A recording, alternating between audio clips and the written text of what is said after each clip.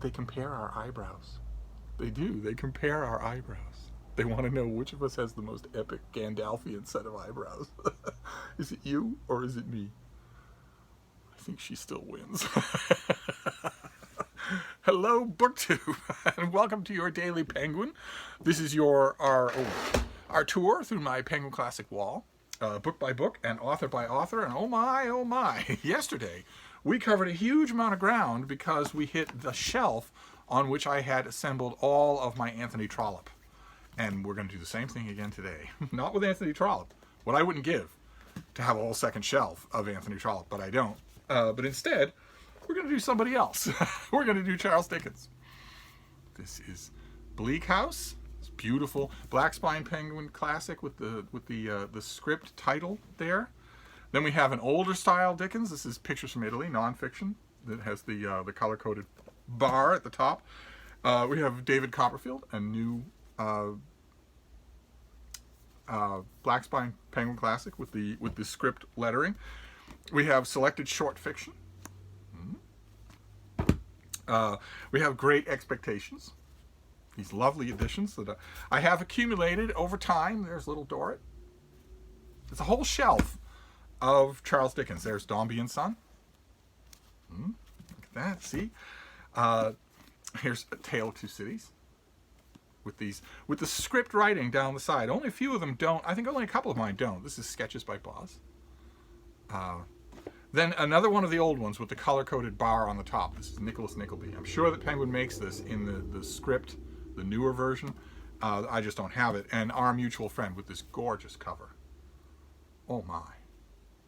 Gorgeous cover that's being obliterated by the glare. Can we get rid of the glare? Sorry, I don't have my usual studio crew here. No assistance, no script. I'm coming to you raw. And there is Our Mutual Friend. And that is a whole shelf of Dickens. I'll just hold this up for aesthetic appeal. And it's a shot over the wall. It's a javelin throw. It's a mark of hope. It's designed for me to have this shelf to revisit. This is on my Penguin Classic wall where I'm constantly revisiting. I'm constantly prowling that shelf, just standing there, basically talking to the books. Except for this author. I don't often talk to this author. It's amazing to me. Some of the signature, most popular authors of some countries just go right by me. Now, that is not true with the Russians. All of the great Russian writers I passionately love. Even the minor ones I passionately love. But, for instance, Gabriel Garcia Marquez. No. No. Proust. No. No. Largely Goethe. No. No. Not really. No. And when it comes to English literature, oh my God, more than anybody else, Dickens. He is, aside from Shakespeare, virtually synonymous with English literature, and none of his books, except maybe A Tale of Two Cities, has ever done anything for me. I've read them. I know them well enough. I've reread quite a few of them. I haven't given much traffic to these Penguin Classics. Instead, these have been put on the wall as a gesture of hope, as a sign that someday the door will open and I will understand why some people love Dickens so much. Quite a few of you have been helpful in that regard, writing to me, especially in comparison with Dickens and Trollope over the years.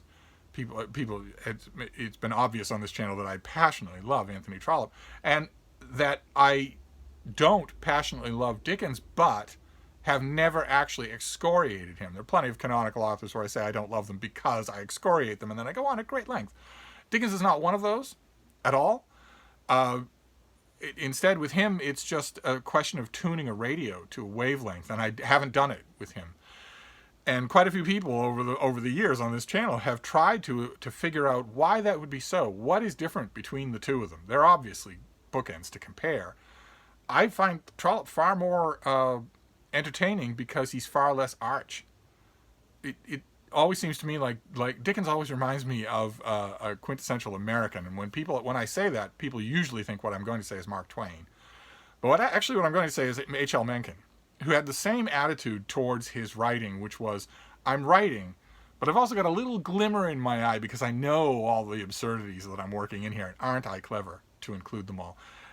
Maybe I'm wrong, maybe I'm being uncharitable to Dickens, but I get that feeling a lot. His novels have a lot reminded me of Mencken at his worst, not Mencken at his best. And maybe I should just dispense with that completely and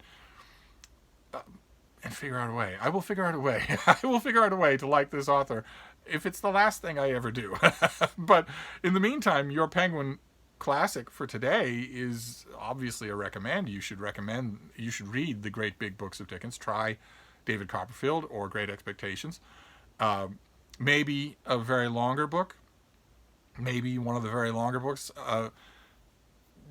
Try them, read them, get to know them. Maybe expand outward from there. I used to be once upon a time, in fact, in my lifetime, a well-read person, someone who wanted to consider themselves well-read, extensively read, that sort of thing. Those categories that I don't think have much merit in them.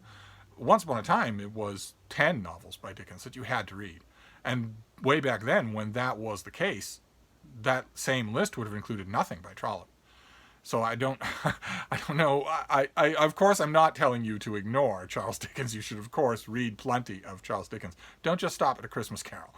Read plenty of his stuff and see if maybe he's on your wavelength or you're on his. Maybe that's true. This is not a case. Again, this is not a case where I am saying, like I do with, for instance, the entire quote-unquote discipline of philosophy. This is not a case where I'm saying I don't care how revered these people are. They're garbage. Not at all. This is Proust. This is Marquez. This is somebody who is doing something that is appealing to millions of people that isn't appealing to me, and I should figure out why that is, what it is that he's doing, and maybe figure out a way to make it appeal to me. Because of course I feel like there's a party going on that I'm not enjoying. So, but anyway, that is your Penguin for today. It is an entire shelf of Charles Dickens. Now, this isn't all of the Penguin's Dickens at all. For instance, notice the Christmas stories are not here. I do not have a Penguin classic of A Christmas Carol. But this is enough. This is enough for me. I'm not going to go breaking down doors to get more Dickens when the Dickens that I have doesn't do it for me. So I consider my Penguin classic wall to need Dickens, and when I find brand new copies of something, I mean, I didn't get any of these online. I got all of these brand new, but secondhand. Then I grab them if they're Penguin classics. So I have one shelf. I think that's enough. When the time comes, as I have to hope that it will, the Dickens finally makes sense to me, well, I can get more, or I can get them all electronically and not need to fill a shelf at all. So that is your Penguin for today. It is Charles Dickens. Wish I could go on for 30 minutes, but no. I have, of course, enjoyed this author. I've enjoyed the bits of his books that are obviously enjoyable, but nothing more than that. I've known readers, older readers usually, who can not. Katie at Books and Things is not an older reader, but she's an exception, a freakish exception. I've known older readers who they know Dickens characters better than they know their own friends and family, in a way very similar to the way I know a lot of Trollope's characters. So there's got to be something there that's not happening for me, but that could. So I will keep an open mind. I have a collection of Dickens now, and also a few of those modern library editions. But I have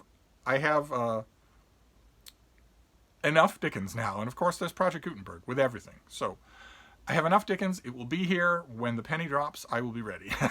In the meantime, maybe tomorrow we will not be covering 15 books in a video. It's been 2 videos in a row now where we've covered a whole shelf. Tomorrow I don't think will be the same. I don't think there's a whole shelf of anybody else that is coming. But one way or another, we'll find out. We'll reconvene tomorrow, and I will see you then. Thank you, BookTube.